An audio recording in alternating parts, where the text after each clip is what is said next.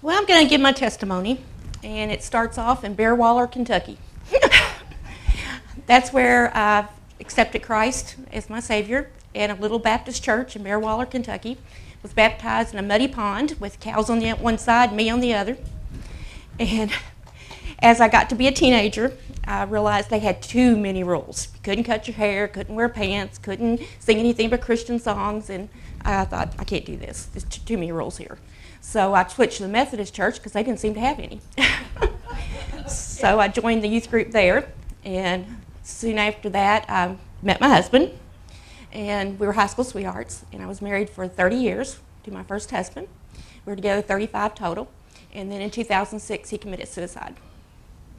So that pretty much was my first break. She put something in the newsletter not too long ago about the brokenness and how it's the hidden gift. So, well, that was my first broken, but that didn't break me completely. I had 4 kids to take care of. My youngest was 10 at the time, and I pulled myself together and kept on going, and eventually I wound up at the Bikers Church, motorcycle church, and that's where I met Dave. Looked across the room at him, and I thought, he's kind of cute. It turned out we had the same birthday. My daughter's name is Megan. His daughter's name is Megan. His daughter's married to Jeremy, and my oldest son's name is Jeremy. His granddaughter's name is Jordan, and my daughter's best friend's name is Jordan. So we had a whole lot in common. So we got together, and then came the next brokenness. He, like he said yesterday, committed adultery. And we were apart, just recently got back together a couple months ago, and that was my next break. That was the one that did it. Because then I decided that if Sylvia had birthed this child and raised this child, then there must be something seriously wrong with Sylvia. So I got together all of her books and my Bible, and I sat down, went paragraph by paragraph, trying to figure out where it was that she screwed up.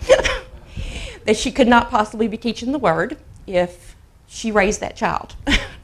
And I'd start reading my Bible for hours at night, going through every paragraph, every book. Finally got to the last book, I couldn't find any inconsistencies. Everything she said was right from the Bible, and it got me where I needed to be with the Bible and with Jesus. I started accepting him into my life, reading my Bible every day, and my whole world started turning around. And during all this time, God kept telling me, you're supposed to be with Dave. Tried to move on. He said, you're supposed to be with Dave. I have plans for you all. And that's how our ministry got started. He told me, got plans, so we're following the plan. And soon after this started happening, I work in the ER. I'm busy running up and down the hallways, and God spoke to me. He goes, go to that room and pray with those people. And I'm like, what, God? That's not even my patient. And he said, no. He said, go over there and pray with those people. And I said, but I've never prayed out loud, God. I don't have the words. And he said, don't worry, I'll give you the words. So I went into the room and I prayed with these people. And it turned out the woman had just gotten over breast cancer, and had just found out that day she was now in 4th stage colon cancer and was not going to be around long. So I prayed with them, and the rest of my day was just whoopee. I mean, I got through the rest of my 12-hour shift just feeling God on me, just going wild. And then after that, God spoke to me multiple times in the ER to go pray with people. And each time, everybody always wound up crying, and I thought, I must be doing something wrong, because everybody's crying. And 2 weeks ago, I had a patient who, we call them Team Ds. It's where a patient's having a stroke. And they told me my patient was unresponsive and was coming in having a massive stroke. So I said, okay. So I jumped into go mode. She came in, was totally unresponsive, had droopy face. The only thing she would respond to was very deep pain, and then that was only with one side of her. And she stopped breathing multiple times. So the first thing you do is take them to CAT scan. So I gathered up my oxygen and my cardiac drugs and all my stuff and took off to CAT scan, thinking, please don't die, CAT scan. And I got through the CAT scan. She stopped breathing multiple times during that. And then on the way back to the ER, I'm saying, oh, please don't go till we get to the ER. And I thought, Nancy, you don't decide who lives and dies. God does. So pray to God.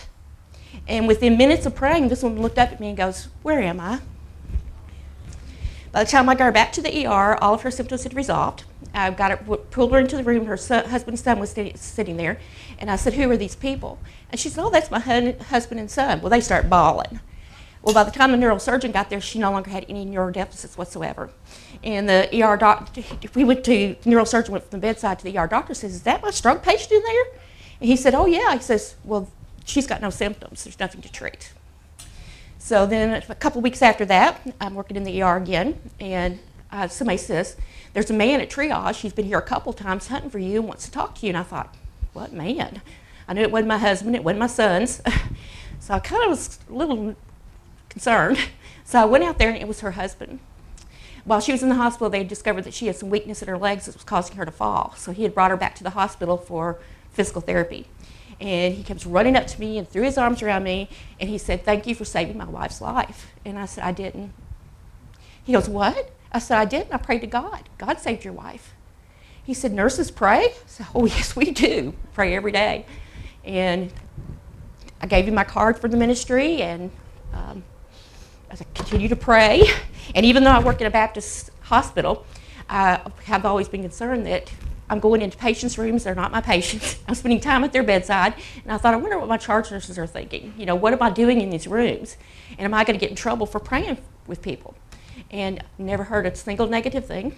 And as a matter of fact, my boss sent me an email not too long ago telling me that he had heard some very positive things about me and was very excited about what I was doing in the ER and to keep doing it. So, and every time I pray for somebody, that 12-hour shift just goes by. I mean, it's like I'm walking on clouds.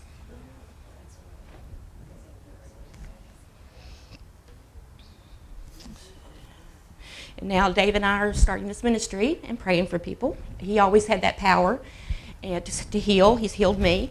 He's healed his mother. And I thought, well, I can't heal anybody. I don't have that power. I'm a nurse. I can do it with my hands and my knowledge, but I can't do it with my prayers. And it's changed. It's changed completely. It's really changed. I can help people. And it just upsets me because every time I pray, they all cry. We always all run up crying. And I really hated the woman that he had a situation with who happened to be his high school sweetheart, which I thought was kind of interesting. And God has spoken to me, and God has told me to forgive. That I can't be a minister and minister to other people and pray for other people unless I can forgive myself.